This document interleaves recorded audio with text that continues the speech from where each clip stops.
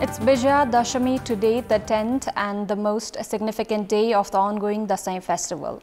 Hindus and other devotees across the country are celebrating Vijaya Dashami with much fanfare and enthusiasm and ready to receive Tika, Jamara and blessings from their elders. Good evening, I'm Chitrakar and these are the headlines of the hour. Vijaya Dashami being celebrated across the country today with much fanfare. Tika to be received until Kojagrat Purnima.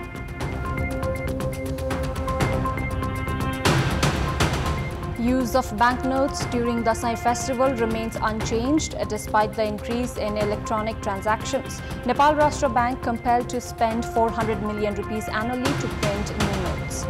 Death toll in the Israel-Hamas conflict reaches 6,500 so far. Israeli Defense Forces await political instructions for another round of attack. And Team Nepal lift the ACC Under-19 Premier Cup, defeat the United Arab Emirates in the final, secure their berth in December's Asia Cup. Vijaya Dashami, the 10th and the most significant day of one of the major Hindu festivals, Dasai, is being celebrated across the country today with much fanfare. According to the Nepal Calendar Determination Committee, the auspicious time to receive Tika was at 2 minutes past 11 a.m. The younger members of families receive Tika, Jamara and blessings from elders. The committee said that Tika can be received throughout the day today as Vijaya Dashami itself is considered auspicious. Vijaya Dashami signifies the victory of good over evil. Dasai celebrations reach its climax today on the 10th day of the ongoing festival. The Nepal Calendar Determination Committee has also said that Tika can be received from today until the full moon day of Kojagrat Purnima this Saturday.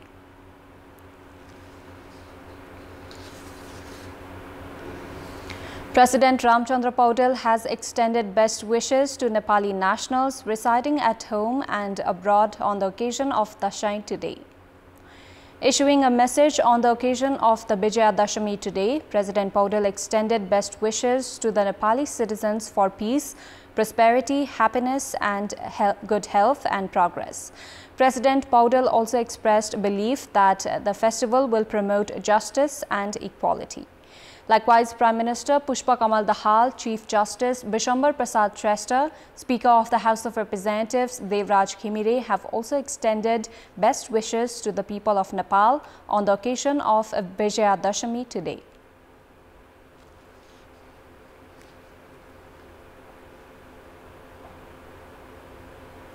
President Ramchandra Paudel received Tika from his 91-year-old sister-in-law Vishnu Maya Paudel earlier today.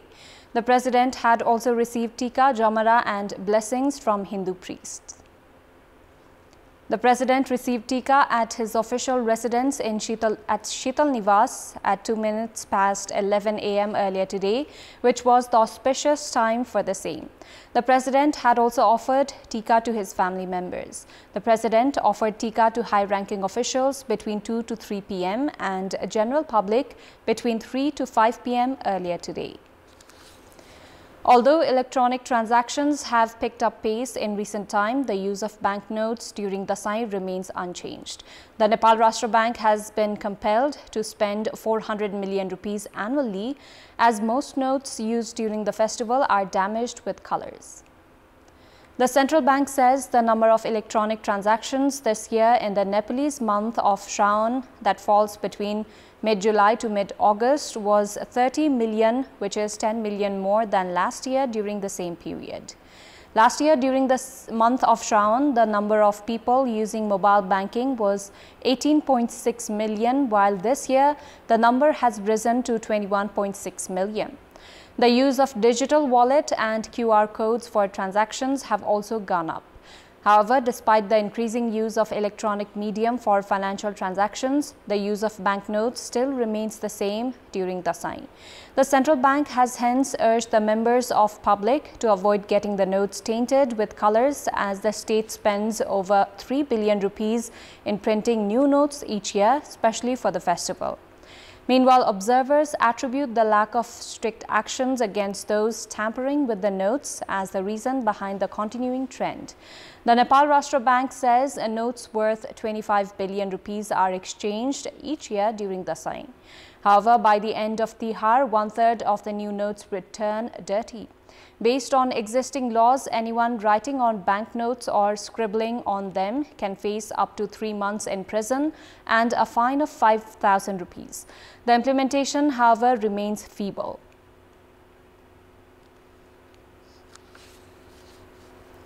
A fair has been held on the occasion of Vijayadashami at the popular Brahmayani of Bhaktapur today. It is believed that worshipping Brahmayani Devi and Navadurga after receiving Dasai Tika brings prosperity. Devotees light diyo or oil lamps after taking a dip in the Brahmayani river on the day of Vijayadashami. A total of 10 men between the age of 7 to 40 years have lit the oil lamps. It is believed that doing so cures diseases and brings prosperity. Many devotees had also reached to worship Brahmayani after receiving Tika from their elders. Members of the Newar community worship Brahmayani Devi also by playing traditional musical instruments including dhime, basuri and dhabada.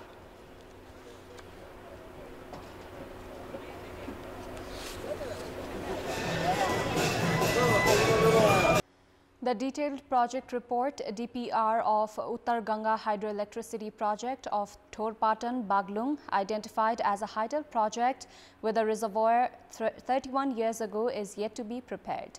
Agreement for the 828 megawatt capacity project, which was reached with a company of Iran, was scrapped 10 months ago, while procedure for selection of a new company is yet to begin.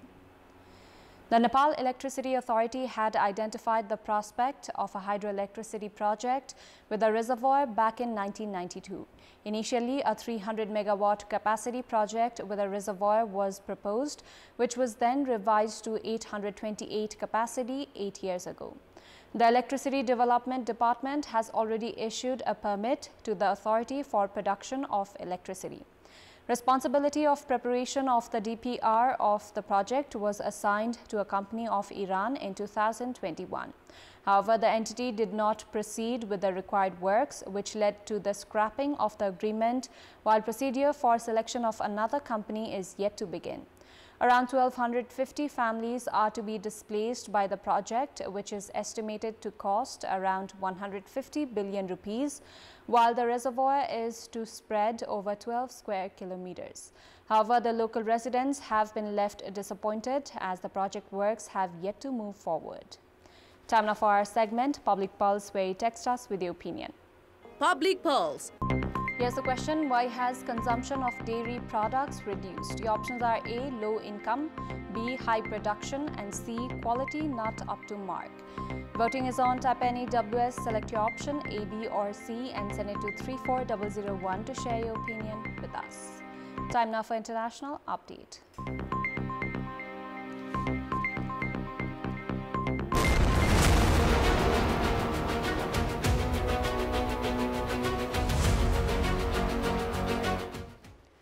The escalating Palestine-Israel conflict has claimed the lives of more than 6,500 people on both sides, including 2,000 Palestinian children.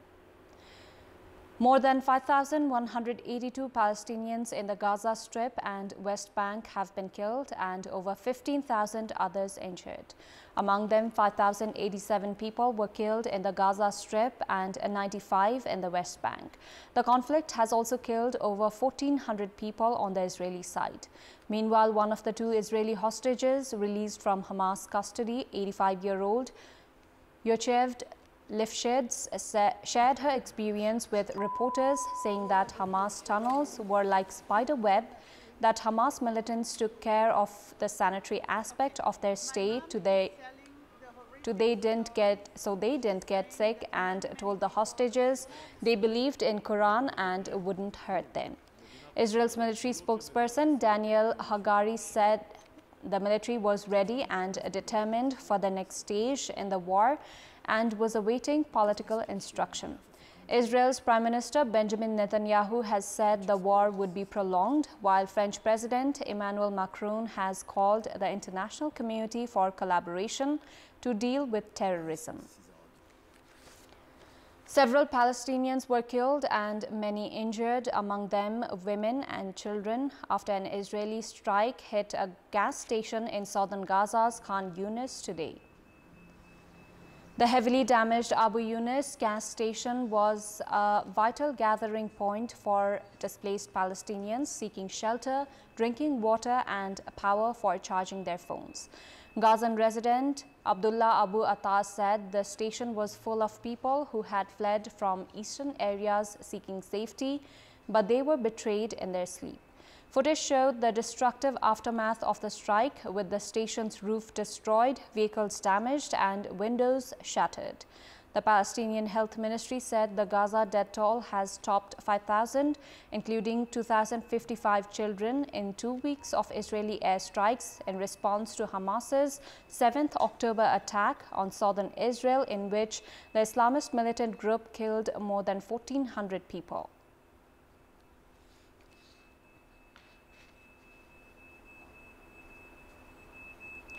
A new convoy of 20 trucks carrying humanitarian aid reached the war-torn Gaza Strip from Egypt's Rafah border crossing yesterday.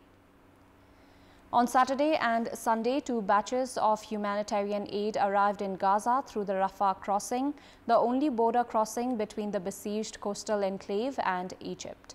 However, after a 2-week blockade, the aid supplies are utterly inadequate to address the ongoing severe humanitarian situation in Gaza. The World Health Organization has said that about 100 trucks of humanitarian aid are needed every day by the over 2 million Palestinians in Gaza who are barely surviving since Israel's siege. All the aid into Gaza is received by the workers of the United Nations Relief and Works Agency for Palestinian refugees in the Near East before they are delivered to UN shelters in South Gaza as per Israeli instructions. For more than 2 weeks, the Gaza Strip has been under Israeli siege and strikes in retaliation for the rocket attacks by the Gaza-controlling Islamic Resistance Movement, Hamas, against Israel on 7th October. The escalating Palestine-Israel conflict has so far killed more than 6,500 people on both sides. 1 person died and another had been injured after shelling in Russian-controlled Ukrainian city of Donetsk today, Russian-installed mayor of Donetsk Alexei Kulemzin said in his social media account, blaming it on Ukraine. 2 districts were hit by the shelling, with some of the missiles exploding near the city's main train station. According to local investigative committee, the shelling was carried out using presumably AGM-88 HARM anti-radar missiles, fragments of which were found at the sites. There has been no official statement on the shelling from Ukrainian officials. The city of Donetsk has been under Russian control since 2014, but Ukrainian troops continue to hold positions on its outskirts, and the city regularly comes under artillery fire. Donetsk is one of 4 regions of Ukraine that Russia partly occupies and claimed as its own last year in a move condemned as illegal by most countries at the United Nations General Assembly. The Kremlin rejected speculation about President Vladimir Putin's health, saying he was fit and well. Kremlin spokesman Dmitry Peskov, in a regular call with reporters, also denied suggestions that the president was using body doubles, calling that an absurd hoax. Reporters had asked Peskov about Putin's health following an unsourced report by a Russian Telegram channel picked up by some Western media that the president had suffered a serious health episode on Sunday evening. Putin, a judo enthusiast who has long cultivated an action man image, turned 71 on 7th of October. He maintains an intensive schedule of meetings and public appearances, many of them televised. His recent program included a visit to China last week with stop-offs in 2 Russian cities on the way back. In 2020 interview, Putin denied long-standing rumors that he uses body doubles, although he said he had been offered the chance to use one in the past for security reasons. In April this year, Peskov said talk of body doubles was yet another lie and that Putin was in enviable health. The crackdown on legal offences and crimes in the telecom and network in accordance with the laws are yielded fruitful results, according to Wang Zhezhong, Deputy Minister of Public Security. By the end of September, 387 ringleaders and key members of criminal groups involved in cases related to telecom and network fraud had been arrested. The ministry also stresses efforts to implement precautions by adopting various measures to ensure security and prevent fraud. China successfully resolved 464,000 cases related to telecom and network law offences and the crimes last year, according to the National Teleconference on the crackdown on new types of legal offences and crimes in the telecom and network held in May in Beijing. With unprecedented efforts and measures, the authorities of localities paid close attention to the implementation of various measures to combat new types of crimes and the main responsibility of industry supervision last year, according to the Criminal Investigation Department of China's Ministry of Public Security.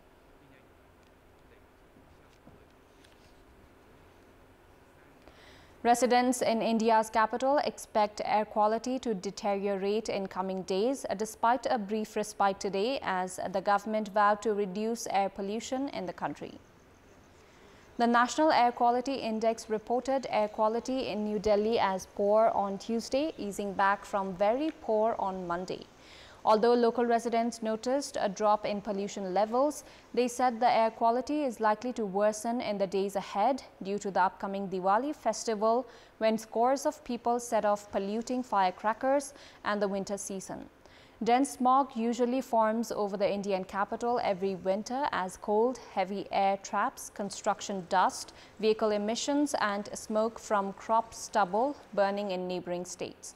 The New Delhi government has been encouraging residents to use public transport and avoid private vehicles in a bid to improve the air quality.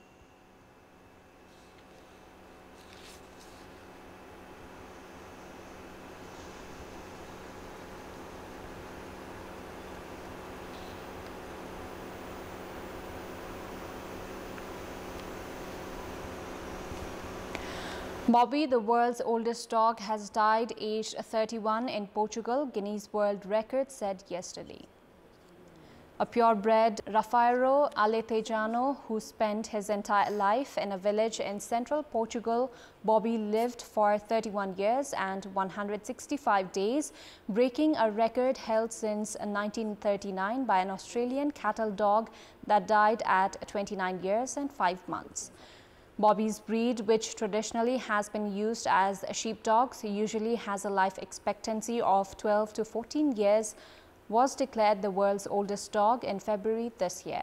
His owner, Lionel Costa, attributed his longevity to a number of factors, including living in peace in the countryside, never having been chained up or kept on a leash, and always eating human food. Guinness World Records previously described Bobby's story as miraculous and said on Monday that he will be sorely missed. More than 100 people showed up at his 31st birthday party in May.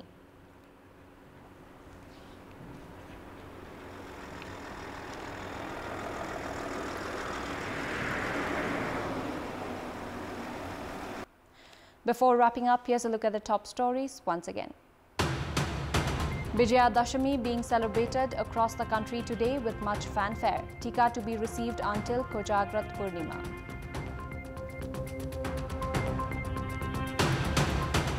Use of banknotes during the Sai festival remains unchanged despite the increase in electronic transactions. Nepal Rashtra Bank compelled to spend 400 million rupees annually to print new notes. Death toll in the Israel-Hamas conflict reaches 6,500 so far. Israeli Defense Forces await political instructions for another round of attack. And Team Nepal lift the ACC Under-19 Premier Cup, defeat the United Arab Emirates in the final, secure their berth in December's Asia Cup. That's all for the moment. Thank you for watching. Happy Vijayadashami.